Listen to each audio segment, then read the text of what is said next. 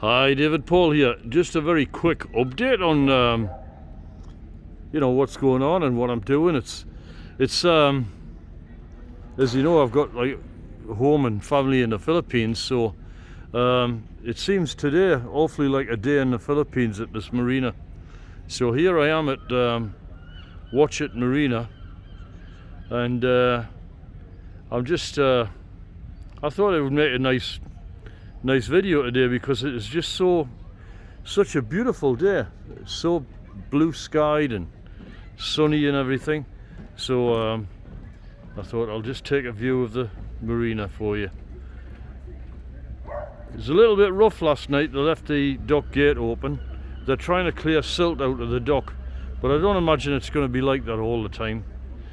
So there's a good pan round of the marina and a quick look up on the top of the esplanade. There are always people up there looking at the boats, and I often wonder if they're standing there envying us, whether they would like to live on a boat or have a boat or all that, you know. Given that it's such a nice place to be here, I can imagine they're probably thinking, oh, wish I had a boat and I could go out and have some fun in that Bristol Channel there on a nice day like today. Not necessarily wanting to live on a boat. Anyway, just a few comments about this Westerly Pageant I have. I've gone and sold her to the guy who I'm buying my house off in Portugal. So basically he's coming back to England, and I have a mortgage arrangement with him. It's in the United States, they call it owner financing, and so what he's agreed to do is just clip 4,000 quid off the back of the value of the house. So I paid off 4,000 quid off my mortgage in one go. So that's good. 52% of the mortgage is paid now. So that's getting ready for me when I head off to Portugal. So I'm going to post a video of when I got a tow from Porlock to here because the outboard motor got wet, and I've had to have her fully serviced, so she's working just great now, probably better than she was before. And I'll post that video later, but just a couple of comments about this particular model of boat for anybody who's thinking about having a Westerly Pageant or a Centaur.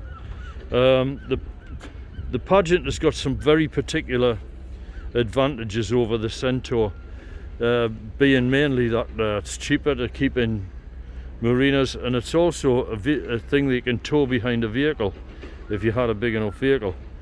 But anyway, what happened with this boat was I was being towed at excessive speed, and I heard 17 knots being mentioned. And then we slowed down to 7 knots. Even 7 knots is beyond its whole speed for a displacement boat. And this boat was jumping off the top of the waves, absolutely jumping off the waves like a dolphin, you know. And that was that's quite impressive. She was handling it.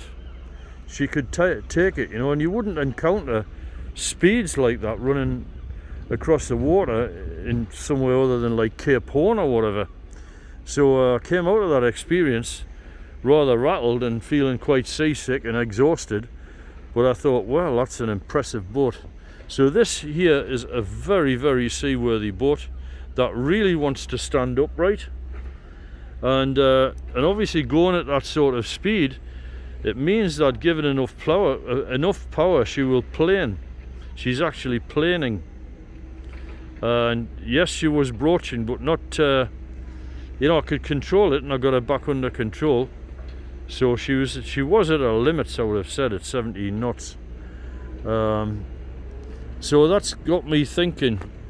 I've come to the conclusion that sailboats, although they don't actually plane, they're not designed to plane, and they're optimized for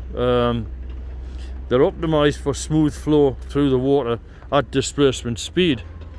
I was just thinking that it might be a good thing to have a boat that did plane.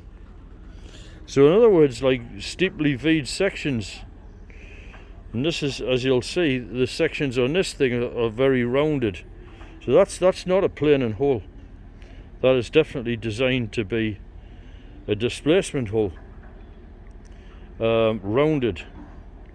So I'm just wondering if somebody ever redesigned a Pageant, because it is a wonderful design of boat, but it could be redesigned so that it had a V sections in the rear part of the hull, and therefore would be able to plane under extreme circumstances. Well, why would you want to do that if you don't have the power to do it? It's going to take a tremendous amount of power anyway.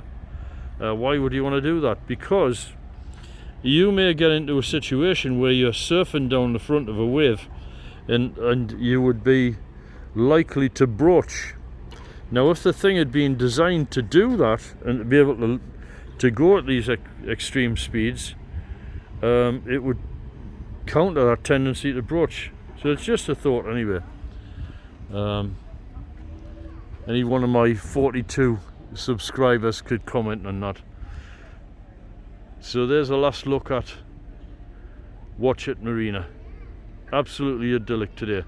Not a lot of boats in here. It's quite a cheap marina as well, so there's a plug for Watchet there. Get your boat in here. Okay, that's it for now. Bye.